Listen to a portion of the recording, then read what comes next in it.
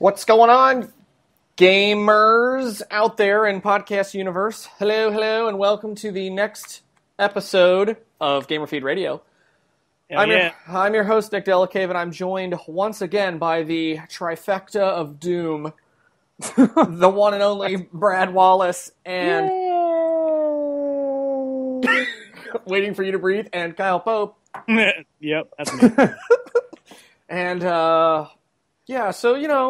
last week we had a really great show talking about all kinds of fabulous things, and today we discussed about, hey, let's talk about what we're going to do next week, and then we kind of changed up the agenda and the plan a little bit, and this week we're going to talk about Disney games. So before people go, oh, F this, click, which I know is the immediate reaction because I did when we first suggested it. Oh. I mean, we're not necessarily talking about Mickey Mouse and all the cute things that you... And if you have children... although we could. We're not going to. But those Mickey Mouse games are like literally some of the best games. Not like that. I'm not talking like that. I mean, not the good stuff. I'm talking about like the cutesy... We're associating it with kids, so I don't want to listen stuff. I'm talking about the good stuff. You mean like Mickey Mouse teaches math games or something like that? Yeah, we talk about those games. Yeah, not that those are not excellent quality education materials for children below 3, but I'm talking about, the good stuff. So today we're going to go through all kinds of fun things, and the first thing on the agenda, because we may as well just jump right in, why not, is let's talk about Disney on games in the...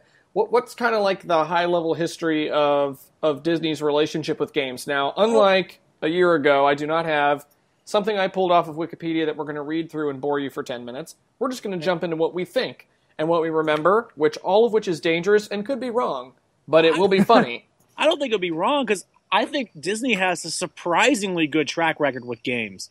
Go on. Yeah. In the early days, Nintendo, a Sega Genesis, Super Nintendo, Disney really made some quality good games, whether they were based off their movie franchises such as Aladdin and The Lion King, or there was like Mickey Mouse and DuckTales. So many great quality games, and games that are still fondly remembered and considered some of the best of their time.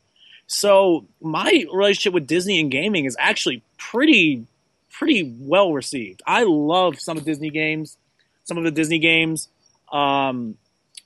And I really have no reason to bash them for any of their historical releases back in the late 80s and early 90s, mid-90s. I haven't been as active in Disney gaming since then, unless you count, of course, Kingdom Hearts. But, I mean, dude, Super Nintendo and Sega Genesis games? Oh, my God, so many good games. So many good games. So Kyle just earned his Disney check. He just earned his...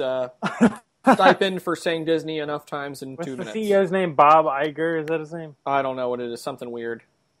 I think it is. Yes, it is. The fact that you looked it up says a lot. Okay, and Brad, what's your general opinion of Disney and its history in gaming? Probably the exact same thing as Kyle. There's like this golden age from like 1990 to 1995. Were you even born then? Oh, yeah. I wasn't quite born in one of those years. But when I started playing, which is around 1995, I think is the year we got our Super Nintendo. Shut up. God. Children. But these games are classic. I mean, I played Aladdin and Goof Troop and Lion King and Mickey Mania and all these freaking amazing games, to death. They were because I was a big Disney kid growing up, like every kid is, Every 90s. Yeah, kid. And the thing about the early 90s was when Disney animation, movies were entering, this Renaissance golden age from, Little Mermaid in the late 80s to, Tarzan in the late 90s. They had this stretch of, 10 just insanely well-received movies. Oh, I think I think that depends, because Pocahontas sucked. Yeah. Oh, whoa, now hold on. Whoa, what? Hunchback garbage. I'm just kidding. Yeah, I'll take that. I did not like Pocahontas at all. How do you not like Pocahontas? I still think it's the worst one. What? Yep, hate it. I like how the first thing that comes to my mind is Mel Gibson. Ron Smith. Oh. That was true. Dude, that movie's amazing. What are you talking about? Grandmother Willow? No, I completely disagree, and one of my least favorite Disney movies of all time. Wow. But really, the 90s the 90s were absolutely incredible for Disney films. Not to get off the track of gaming, but it really was the best time for Disney outside of probably the 40s and 50s. Right, yeah. With, the 40s and 50s, obviously you saw things like Sleeping Beauty, Snow White, Seven Dwarfs, Fantasia, Cinderella, yeah. Cinderella, classic stuff. Bambi. And 40 years later, just like, No. boom, whoa, everything is awesome. Peter Like, Pan. So, well, yeah. I'm So, just like spouting them off. so it segues in very nicely, I think, to what I predict will be one of the longer topics we talk about, which are some of our favorite and or best Disney game franchises that we remember playing. It could be when you were not born or all the way up to yesterday if you're so inclined. So, Brad, what are some of your favorite Disney games? Oh man, if I had to pick one, I think I'd pick Goof Troop, just because that was a game that one of the first games I really remember just like sitting and playing for like hours and hours and hours. And what's hilarious is like when you're a kid, you're not really tuned into the whole video game industry and all this stuff. Like you just kind of play games, and then like I'm assuming my parents bought it because like, oh, Disney, there's Goofy and Max and it's Googa Booga. But Wow. this game is like really considered like one of the all-time, not like greatest, but like one of the better 16-bit games. And Goof Troop video game, not a lot of people know this, designed by Shinji Mikami, who would later go on and make Resident Evil. Like this was his game, and then he freaking made like one of the biggest game series of all time. And it's like similar gameplay, even though it's not survival horror Goof Troop.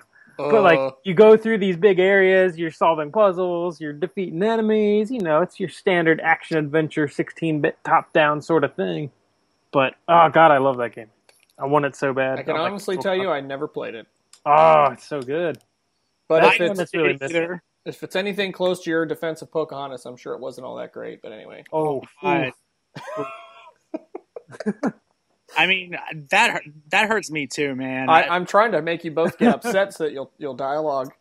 I'm not even angry. I'm just sad. Crying. Do you not have a soul? I mean, I don't when I'm talking to the two of you. There is no soul. Eco, the little raccoon? Come on, he's eating crackers and stuff. No. Colors of the Wind, man. Colors of the Wind. Song ever. Best song ever. Worst song ever. Okay. Okay, so before we go down that path of watching our ears bleed, other favorite game franchises or Disney games? I mean, for me, it was this. I'm not sure how well known this game is.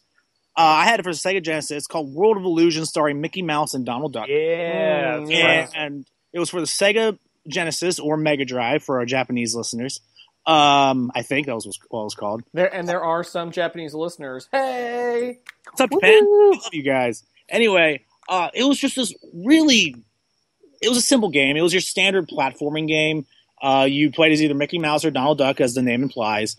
And what you would do is you got trapped into this world because I guess the plot is Mickey and Donald were working on a magic show for a talent thing. And they find this magical door that leads to this other dimension. And it kind of, I honestly want to say the dimension is loosely based off of Alice in Wonderland. Because all the enemies were like card soldiers and like really weird tripped out versions of the Mad Hatter and stuff like that.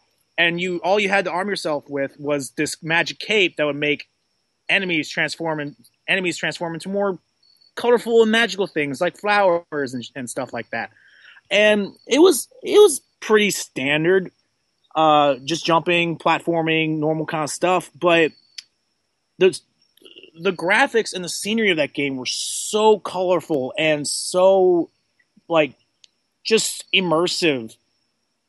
It really was a visual experience more than it was a gaming experience for me. And it's a quick play. It takes like an hour to beat. Yeah, like all these games really do. They're all so short. But considering, even though like the SNES and the Sega Genesis were at the time like some of the most vividly, amazingly looking games, and they still are. They still hold up to this day. I will Super Nintendo, in my opinion, is the best system ever made. But this game particularly just really captured me as a kid at my 5-year-old, 6-year-old mind, and the scenery. You really got to see it to believe it. And obviously the Alice in Wonderland kind of stuff helps because that in itself is a very colorful and vivid world. And I think that adds on to it. So, I don't know. I really like that game. Another game that I really enjoyed was, and I don't even remember what this one's called either. I had to look up World of Illusion just to figure it out. And then I just thought of this other game. It starred Mickey and Minnie Mouse. And that sounds really bad. Remember, this is a rated G show this week. No, nothing like that. Jeez, come on, people. Yes, I got it. It's Disney's Magical Quest 2, The Circus Mystery, starring Minnie Mouse. No, you just can't even like drop that title. Not even like it's something like Disney's Magical Quest 2. Like, I don't know. I love with it. subtitle Shima Wakanaga. What? So good. And it was basically this game. It was another kind of platforming type thing where you go around with either Mickey or Minnie. And me and my cousin played this a lot when we were kids. We really loved this game. Hi, Kirsten. You say stuff like that, and then I cannot take anything else you say seriously. Nick. Shut up. But what really made the gameplay so cool is like you had like 4 different forms you could play as. Where one was like a vacuum, where you suck up enemies. You had like a cowboy thing where you use a pop gun. I think there was a flamethrower, which was kind of like, whoa, okay, that's a bit real. But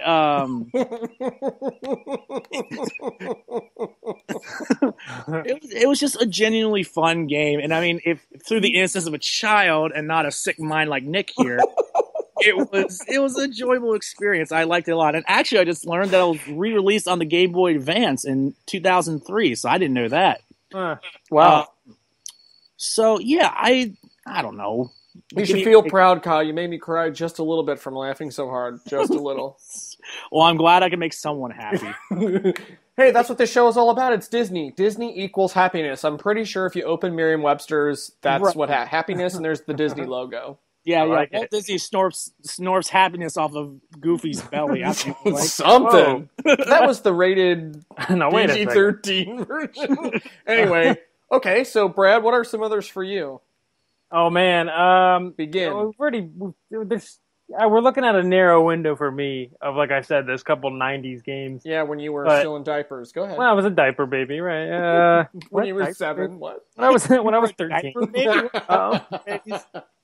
No, but the 2 movie games that we kind of talked about that are considered the best are Lion King and Aladdin. Oh, yes. Aladdin! That's totally on my list. Yeah, those are just like classic, great platformers. Like, I love those. If I had to pick one, it's not necessarily that it's better, but I think I played it more. It'd probably be the Lion King one. Mm-hmm. I just remember like vividly playing that game, and I remember the "Can't Wait to Be King" level where you're like jumping on the giraffes. Yep. I remember like the rock level at the end when you're adult Simba getting Scar and all this stuff. Yep.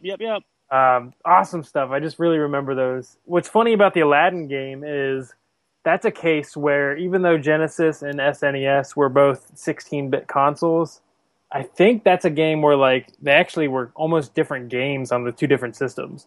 But like they were similar, obviously. They're both like platformy games based on the movie, but I think they were actually like mechanically a little bit different. And that's interesting because a lot of people consider the Genesis versions to be superior to the SNES versions. Yeah, and a lot of these games in particular, the Disney ones, like Aladdin, I know is generally considered to be better on Genesis. And all those Mickey games I was talking about, they were on those Sega Genesis. And so, I mean, I guess this is like the one time where Sega kind of had the one-up on Nintendo. Yeah. There's like quality games. I mean, I played the SNES versions of The Lion King and Aladdin too, and I thought they were fine. Yeah, I thought they were fine. Yeah, they're perfectly good. They're not like bad or anything. Right, but I mean, I just remember looking back at like just like some articles I've read on gaming and old Disney games and stuff that people generally like the Sega versions better. And I'm just like, oh, that's cool. I played both versions because I had both as a kid because I was spoiled rotten. And I enjoyed both the same. I mean, they were a little different, but not that much different. Yeah, I mean, for me, other than Aladdin, the only other Disney game that I really, really remember extremely well was DuckTales on the original NES. Yeah, that's classic. Of course. Oh my god, it was basically like the way I like it is the level design really kind of reminded me of Mega Man a lot, like the graphics I remember because I was really into Mega Man 2 back then, and just the mechanics and of course the cartoon series was awesome. Yes. And oh my gosh, let me count the ways watching that, and just being able to go through and finding trying really hard to make sure you found enough diamonds to get to the billion when you went and fought raced Glumgold at the end so that you could get the giant pile of money instead of the stupid dinky little chest. Yeah, Nice. you had to get a billion. Yeah, I remember. Which was hard. I played me some DuckTales back in the day. Oh my gosh, I love that game. And then, of course, that actually segues very nicely into more modern times. So just to stick with the topic, and then I'll let Kyle gush about Kingdom Hearts, and then Brad, feel free to fill in the gaps. So we obviously just went through the DuckTales Remastered, within the last year. And Also Castle of Illusion. yeah, and I'll tell you, I pre-ordered the game. I played the crap out of the game. I actually was just thrilled that they brought back the original voices and all. I mean, it was like the coolest fan service flashback game that I think I've ever experienced. I mean, it really hit it. It had a cool, interesting little story they tried to tell. So they did some enhancements. The graphics were amazing. Yeah. And it was just cool to be able to play it on all the new systems and still have that same, simple kind of mechanic. It was a really terrific game. And I thought, the music was great. They had remastered versions of it. And you can get, I think a lot of the soundtrack stuff's on YouTube. It's really high quality stuff. Yeah. So I'm glad to see that they remade it. I'm glad that it was as well received as it was. And for all those people who didn't get to play it way back on the original NES, yes, you're missing out, but at least you get a taste of what it was like to game back in the day. Yeah. And that space music. I love me some of that green space cheese or whatever it was. You had to get that item. I think it was space cheese, wasn't it? I don't know. Something. Okay. And so then other more modern games that are of the Disney line. Well, obviously, this is where I kind of tuned out. But honestly, I really, really did want to play Epic Mickey, and I'm really kind of upset that I never... I know, that's another. I was just thinking about that. Me That's too. kind of where my mind goes to when I think of modern Disney games. Well, there's a bunch of random Disney games out there, but they're kind of gimmicky games, like sport games, game show type games, like trivia games and stuff like this. There hasn't been a game like the old games starring classic Disney characters where they're platformers or whatever, like Aladdin and the Disney's Magical Quest and stuff like that. But doesn't Kingdom Hearts bring in a lot of those different franchises though?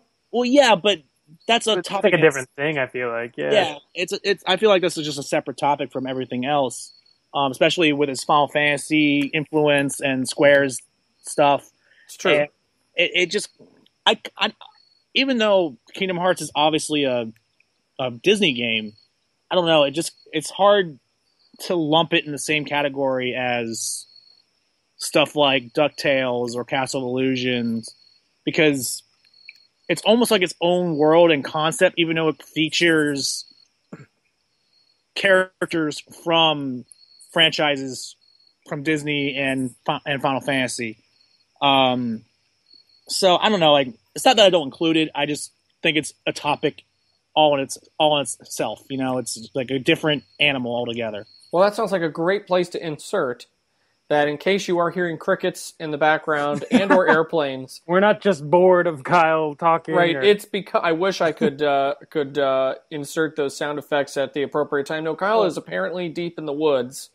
I'm on my Blair Witch project. Not only that, I think he's trying to test out the Until Dawn real life version Could be fun. I kind of want to play that game. Random note. Yeah, I know. We'll talk all about it next week.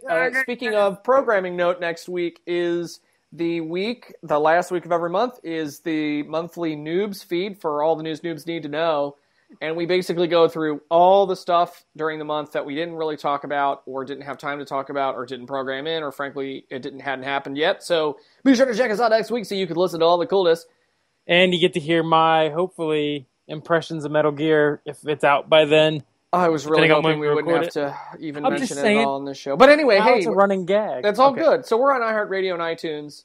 Check it out. Okay, so Kyle, you were talking about all the things with different franchises and such.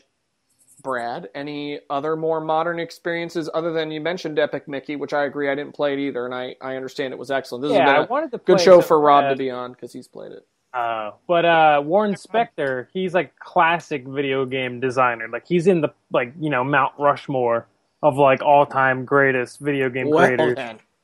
And that was like his last big thing were like the 2 Epic Mickey games. But he's responsible for like System Shock, Deus Ex, Thief, the Ultima games, Wing Commander, like all these like classic games. So that's like something I totally want to play. I just, never got around to it. And I'm sure we will eventually. Yeah, I would love to, yeah. Maybe it'll be on Virtual Console. Yeah, that'd be really nice if they did that. Don't hold your breath. I'm not. Yeah. One game every 3 weeks isn't really the most promising rate. I don't hold my breath for anything Nintendo related, really. Except for Star Fox. It happened. But the other one, and maybe we can kind of spin off the conversation here for a wee bit, but is the Disney, what's it called? Infinity. Yeah. Their Skylanders clone / Amiibo cloned it 2 thing. And the much more widely successful than Skylanders thing. Yeah. Well, the smart thing about Disney Infinity is it's not just a Skylanders clone in that it's like this third-person character action adventure game, which it is. Like you do control your character like you would any generic, third-person kind of platformy, jumpy, gamey thing. Yep. But the fun thing about Infinity, I haven't played it, even though I've kind of, almost bit the bullet and just did it a couple times, but I'm trying to hold off. Amiibo is enough for me. But the cool thing about it is it has this Minecraft angle of like being able to build all these worlds. Yeah. So you can have your Jack Sparrow, and now with like the Marvel and the Star Wars, you can have like Luke Skywalker and freaking Aladdin and Captain America and Darth Vader, like all in the same world running around like Disneyland. Like it just sounds so cool. But the only thing kind of keeping me away is 1, the price, and 2, I'm a grown-ass man. I don't want to be buying Disney toys. No, seriously, though, Brad, that is exactly the reason why I haven't done it. Yeah, like it looks fun. Like, yeah, it certainly looks fun. And, I mean, with all the Marvel characters and Star Wars, there's definitely, like, a semi-older audience for it. Yeah, now that they've kind of grown it more, totally. And, I mean, I'm a grown-ass man. I'll admit, I love Disney. Disney's amazing. Yeah, right. Like, when Disney isn't creating, generic pop stars and them going off being dirty things that they are. Disney is one of the leading creative forces in the world, and it has been for the last, 100 years. Yeah, literally almost 100 years. Well, I mean, that's what you're really, when you think, and Brad mentioned this earlier, kind of when he was talking about, the better half of Skylanders. I mean, look, first of all, no offense to Skylanders or Nintendo, frankly, for that matter, but when you're talking about a marketing behemoth like Disney, not to mention 100 years of goodwill and quality. I mean, they just protect their IP. I mean, Disney Entertainment is it's the largest thing in the world when it comes to that. I mean, nobody does it better. And, I think it's a good place for them to be in because their merchandising arm is insane. Always has been. Yeah, I mean, they've always had the girl audience, to be perfectly honest. All they have to do, basically, I know I have a daughter, so I can say this, all you basically need is a pretty dress, and every girl wants to be a princess. And I'm not meaning that to be Or a mermaid. chauvinist or overly non-feminist or anything like that. I'm just saying I have a daughter, and when we go to the mall, and she's not even 2, she knows Disney Store exists, and that's all she cares about. I want to go and I want to play with Elsa and Frozen, and that's all she wants is wands and crowns and pretty things like that. Oh, yeah, and let's just gloss over the fact that Disney has their own store. Right. They have their own, like, Apple Store thing. It's not Apple Store. Exactly. And I mean, you know, not that Nintendo doesn't have the Nintendo Store, but I mean, in more than one place, right? Yeah. Yeah. So, I mean, they've obviously got, but the interesting thing with Disney Infinity, and you guys kind of touched on it, is, yes, we're all grown-ass men, and who wants to go buy those toys? Well, it's either an incentive or disincentive for you to have children, because either you want to have kids so that you can buy it and play it for them, or it's a disincentive because then you have to spend money that you don't have on your kids. But anyway, yeah, I mean, look, it's with the inclusion of buying up the Star Wars and the Marvel IP, they're finally, I think, in a place where they can get the young boy audience where it's like, ooh, I want to, you know, shoot things out of my hands like Iron Man, and I really like Thor's hammer. I want to go hit things with it. And, ooh, Star Wars, I want a sword. I mean, what little boy doesn't go out in the backyard and find a stick and pretend it's a sword, right? Nope. Or a gun, a blaster gun. Done that. Right? I mean, so I think they're finally going to rope it in there. But Disney Infinity really, like you said, it brings it all together. I mean, it's all in one cool world. And snapping up those IP for them was genius. Oh, yeah. Totally. It's crazy, as it reminds me of, like, in the early 90s, Disney did the same thing. Like, they were kind of in this lull. So that was, like, when Disney bought ESPN, Disney bought ABC Network. Mm-hmm. Like, they just started branching out into all this, like, non-traditionally Disney stuff. And that's what they've been doing now with buying Marvel, with buying Star Wars and Indiana Jones. Like, they're kind of buying up, you know, existing stuff. But, you know, it makes their existing stuff even better, in my opinion.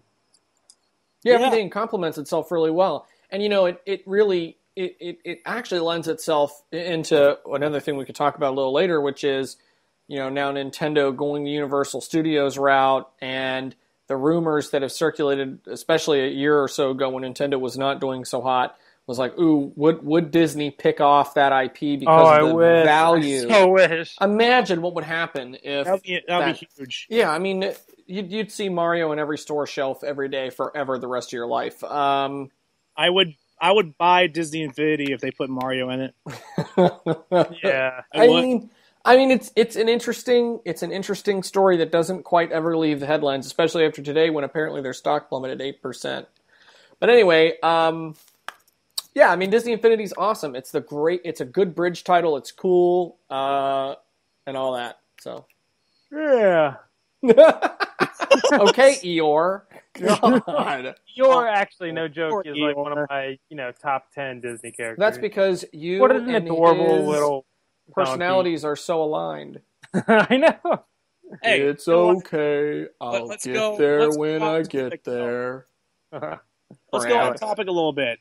Favorite Disney character. Let's just start out there. Oh shoot, this is a good one. I know, that's why I'm making you guys go first. Recency bias. I gotta say, Bing Bong from Inside Out is just like the most hilarious character I think I've ever seen. I haven't seen it yet, but I want to. It's like, I swear, he's like the funniest character. Like, the whole time I watched it, I was like dying laughing. Is he the angry guy? No. Bing Bong's like this. He's like the imaginary friend. So he's like this pink elephant, and I can't even do it. It's just know that it's like one of the funniest things. God, I have to think though. I'd have to think about what my favorite movie is. My favorite character is Donald Duck. Donald Duck's classic, right? All those classic Donald Duck cartoons that you can now watch over and over again on YouTube. Every time he gets mad and he throws a temper tantrum, and just the best. My father-in-law actually does a pretty decent impression, which is hilarious. Yeah, definitely some DD. I could try to do my Donald Duck impression, but I won't do it. Yeah, we're okay with you not. Are you sure you don't want to hear? No, I'm really sure we don't want to hear it. Please, God. I gotta say, all right, I've thought about it here for these couple seconds. Beauty and the Beast, you know, it's. I think it might be like the best Disney animated movie. I'm not even joking. No. The only reason I'm laughing is because I have to tell you that. So that movie, this is totally going to date myself, but that movie came out when I was 12. Whoa. And so on my, was, I saw I it in think- theaters. My mom took me and my sister and my super young twin brothers. We went as a family to see it in theaters when it first came out. I bought that stupid tape, VHS, yes, tape. We got it way back after when it first released. That was like my favoriteest movie. It's so freaking good. Like It's so good. I watched it again because we went to Disney World however long ago. Yeah. So we were kind of catching up on some of like the older ones. We watched like Peter Pan, which doesn't really age well. I mean, I don't know. It's whatever. But like Snow White still is like an insanely good movie. That's up there. You know, Fantasia's up there. Bambi's up there. Oh, like, God, not Bambi. I know, it's brutal. Bambi. Your heart. Oh, every time. Sleeping Beauty, if you like the big dragon fight at the end. Maleficent, one of the best villains of all time. Yeah. All time. I Maleficent didn't see the new one. I heard the new one kind of ruins the Maleficent character, which is like I hate when movies do that. It's like when the Halloween remake they tried to Are ruin. you talking about the one with fire. Angelina Jolie? Yeah. Well, that answers your question. Yeah, exactly. But Beauty and the Beast, of like the recent ones especially, is my favorite. Yeah. But like classic, I'd probably have to go with Bambi as like my all-time number one. It's just too heartbreaking and depressing and sad. Yeah, no, So sad. if we go, I agree with you, modern, and if we go classic, my favorite classic one is the cult favorite, the Black Cauldron. Oh, that's a deep cut. Yeah, that's a good one. Good. With- It's not that deep, though. A little bit. It's so dark and so 80s dark with like back when they did like animation overlay over like a real background and there's blood in it and it's creepy. Yep. Love that. That was good. And that was back when like you had the Dark Crystal of the Jim Henson God, fame. I hated that movie. See, but I liked all that stuff because it was so dark. But that was the 80s. It was dark. I saw it when I was a kid and it like traumatized me. Like, yeah, the literally Skeksis or whatever. nightmares. Evil. Yeah. Nightmares forever. Yep. Actually, another one I got to give a shout out. A close second to Beauty and the Beast for the modern ones would be The Great Mouse Detective. I love The Great Mouse Detective. Love Yes. Wait, Love it. that was with Radigan, right? Yeah. Oh, Radigan. Oh, Radigan. It's so good. So good. God, that was like the last one before Little Mermaid like blew up of like kind of their lull years. Wait, But, God, it's such a good Great movie. Mouse Detective. I don't think that was Disney, was it? Yeah. Yeah, it's a Disney animated movie. Oh yeah, like, that's Disney. Never mind. Of their mainline animated line or whatever. Yeah, that was a good Right. one. That Well, was a good one. In my case, call me whatever, call me cliche, call me whatever. Lion King. Boo! I'm just kidding. I love it. Yeah, Lion King's good, but Lion King's amazing. I love Scar. He's one of the most well-developed villains ever. Totally. great voice acting. Great voice acting, amazing villain song. And let's not forget the power of the villain song. The power of the villain song made the movie. Yeah. But yeah, it's just such a well. I mean, it was a great movie. Elton John did the soundtrack. Can't go wrong with that. And you know, most traumatizing moment as a kid ever when Scar killed Mufasa. You're just like, Dude, spoilers. What? I'm just kidding. yeah, okay. I think we're good on spoilers, Brad. Yeah. How many decades ago? 20-year-old Anyway. movie now. God, that movie's 20 years old. Yeah, what does it say about you? Anyway. Yeah. Another one that I mean, I should even mention it because it's not really a Disney film, but I always thought it was. But American Tail. Boo! Not Disney. Get out. Don Shut Bluth up. or whatever. Yeah. Faisal. It whatever might his as name well was. be a Disney film. Come It on. was good. That was one of the Boo. good non-Disney, series back then. That one, The Secret of Nim, and a bunch of others were okay. But back on track. Honorable second mentions to Pinocchio. Oh yeah. Love me some Pinocchio. Yeah, especially because there's kid drinking. Yeah. There's child intoxication. Intoxication. And hey, you turn into a scary donkey, which is what the whole movie was designed was so that you would never drink a beer. Right. Yeah, and that freaking terrifying whale at the end. you know. Yeah. That's true, Dun, man. dun, dun, dun, dun, dun, dun. Yeah, terrifying. One of my favorite moments from Kingdom Hearts. Segway. Segway. Speaking of Kingdom Hearts, Kyle, Woo! I don't know. Like I thought we were going to talk. We got to talk about Kingdom Hearts. We do. We have to. Go I for mean, I have not played any of the games in the series, so I can't speak to it at all. Same here. Are you serious? Yeah, I don't have time Kinda for that crap.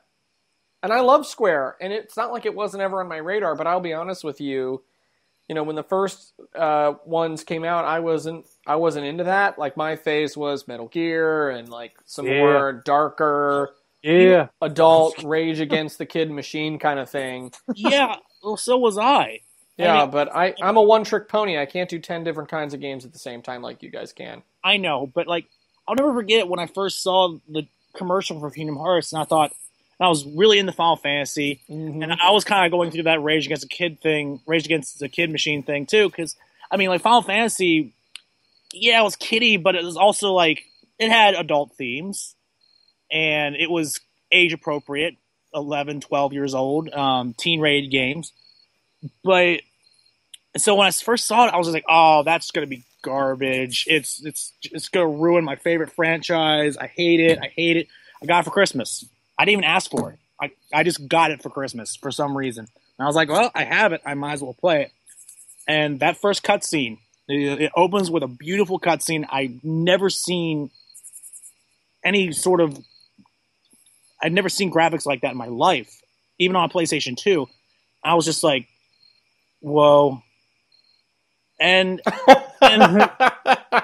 the kid instantly came out of me. I need you to just send me a brief audio recording of that whoa.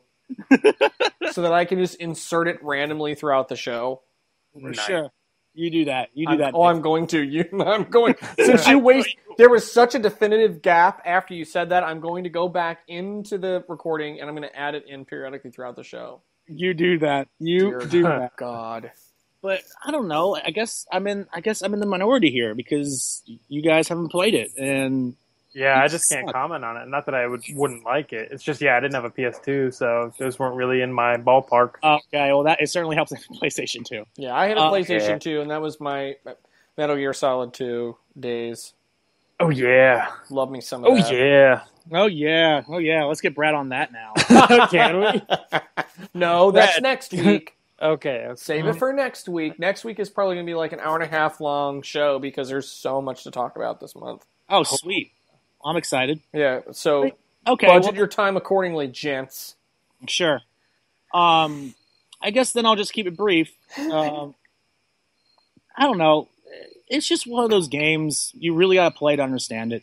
Because from looking from the outside of Kingdom Hearts, and I totally understand this because I experienced it even as an avid player of Kingdom Hearts, with the completely just overly complex story, the story changes with every new installment, the fact that there's been only 2 main games and then like a million side games, and they're all important to the story, and they're all on different systems, and blah-de-blah-de-blah. Of course, now they're all on the same system thanks to the remake packages for the PS3.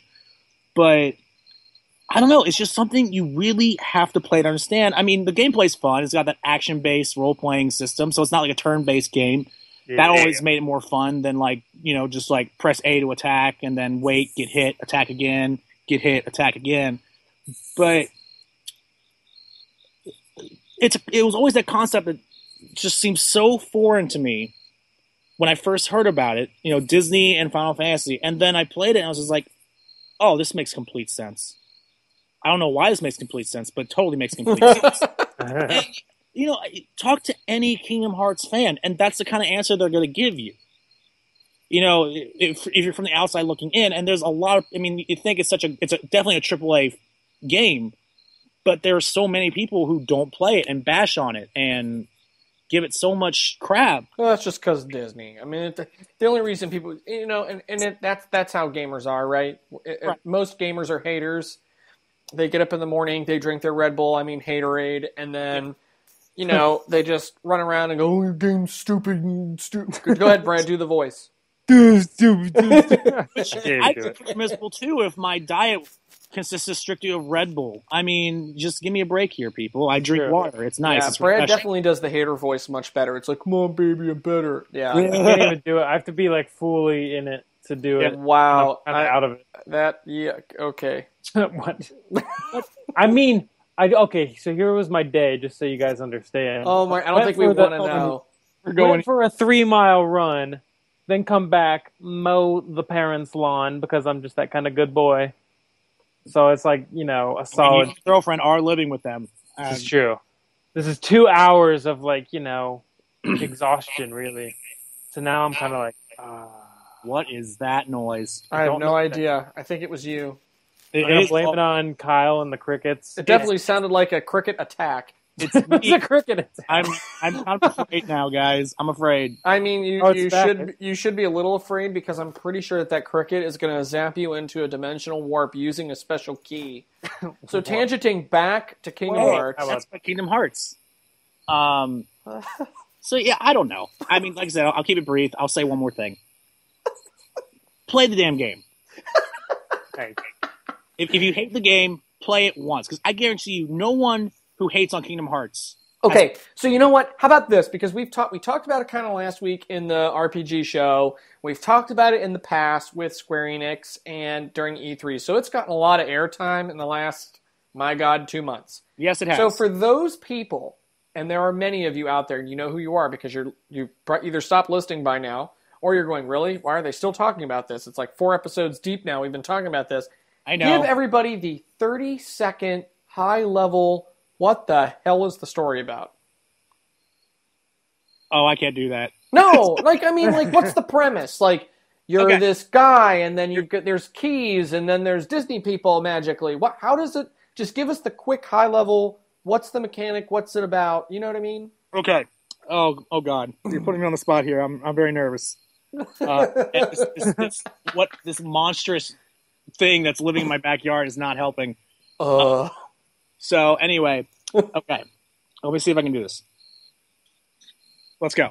All right, ready? 1, 2, 3. The main character is Sora. Yep. He's a normal kid living on an island with his friends. They go, they play, do normal kid things. They're like 12, 13 years old. They play with like toy wooden swords. Hey, like we said, children do that. Disney.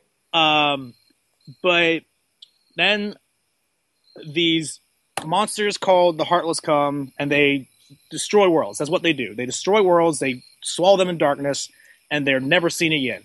This happens to Sora's world. He gets swallowed. He and his friends get swallowed up by darkness, get separated, and it's Sora's job to find them.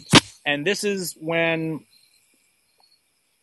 the Disney stuff comes in, because this is just one world, and there are many worlds that exist, and they all kind of exist in the same universe. And all the other worlds are the Disney worlds. So you got Halloween Town, Atlantica, Agrabah, Tarzan's world, Wonderland, all these different worlds. And the Heartless, these creatures, they're going around destroying worlds, and not by Sora's choice at all. He is charged with bringing an end to this threat. Of course he is. The classic boy comes of age story. Got it. So that's it. I mean, that's like the intro of the first game. That's what it's all about. And then presumably the sequels are continuations on the same theme. Yes. But then there's other characters that are introduced in the plot, and it gets complicated, and blah. Hence why it's a Square game and why people should play it. Yeah. Of course. All right. Makes sense to me. No. Any other Disney games that we haven't talked about, mentioned? It is interesting to note that, and I thought about this sort of last minute, it's slightly off the agenda, was so with Star Wars franchise, right, which used to be of LucasArts fame, which of course no longer exists. Yep. Really kind of in its own way, it sort of is there as a, mind trust, but now that, EA, right, I think does all the Battlefield games and stuff like that, how do we predict the future now that it's Disney? I mean, the thing is, I really don't think that's up to Disney very much because I really feel like they've let Star Wars and Marvel kind of do their own thing, other than including them in the Disney Infinity stuff. Mm-hmm. Well, they'll have theme parks. I mean, Star Wars theme park is apparently a thing. It's coming. I can't wait. It's presumably Marvel will have something very similar, but I mean, I think it's good to give the creative teams a little bit of leeway to do what they want. But the Disney machine owns it now. So the question is, games like Battlefront, games like gets critical acclaim. I mean, it has a huge fan following. Can Disney take that formula? Can they literally? There may be some rights around that, and do something cool with it, or does it get relegated to a bunch of random Lego type games?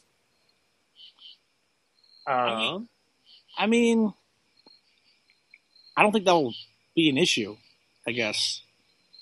I think I have no trust in Star Wars and Marvel on their own to do their own thing, even with Papa Disney hanging over their heads. Good old Walt, frozen in his vault, saying, "Do this, move the arms, move the arms." Yeah. So I don't know. I don't really have an answer. All right, no, that's all right, Bradley. Yeah, I don't know. They've always been like hit and miss. So, I mean, I don't know. Battlefront did get like crazy high acclaim at E3.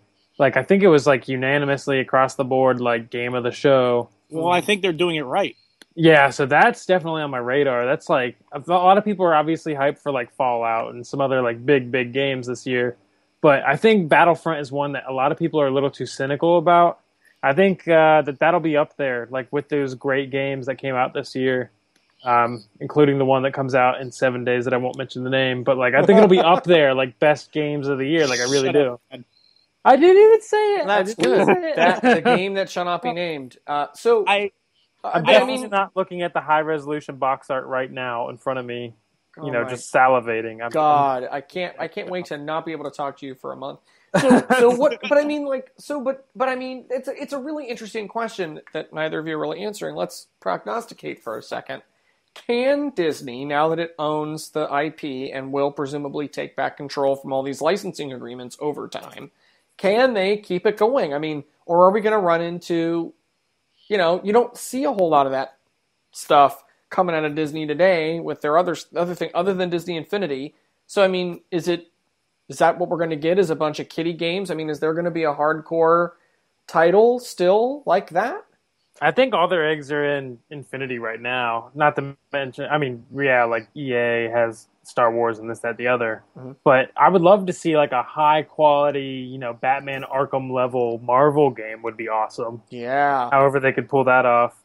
Easy Deadpool. Yeah, right. Actually make a good Deadpool game as opposed to the game.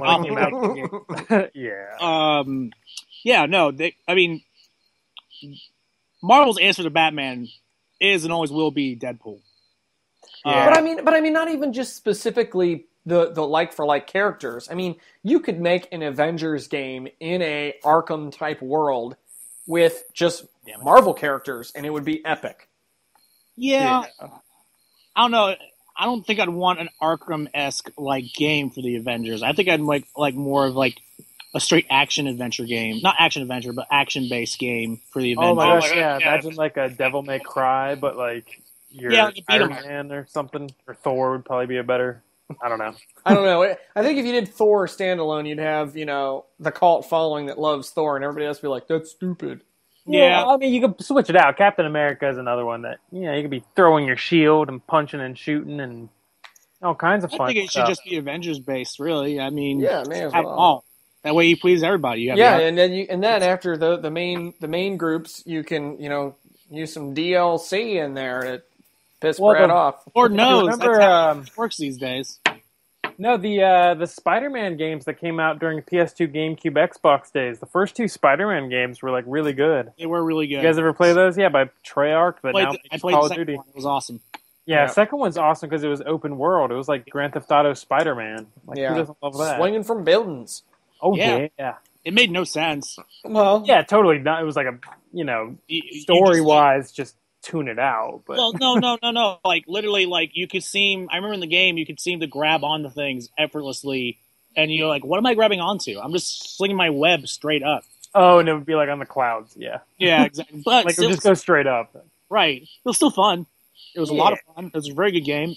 Combat was fluid and yeah, I mean, you can pull it off. I mean, especially like it's really interesting talking about superhero games because they, lately they've been okay, especially with the Batman games. Superman 64.